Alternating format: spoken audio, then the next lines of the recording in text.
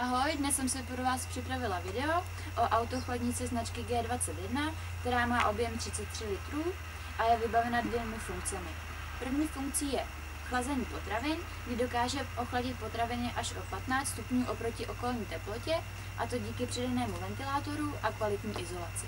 Další funkcí je možnost ohřevu potravin, kdy můžeme potraviny ohřát až o 65 stupňů a můžeme tak převážet teplé jídlo.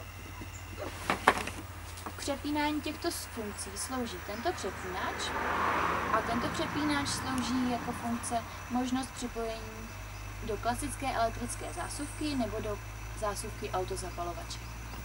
Autochladnička je na kolečkách a je vybavena praktickým madlem, takže si můžeme snadno manipulovat. Tak, potraviny máme připravené, autochladničku zapojenou, takže můžeme vyrazit.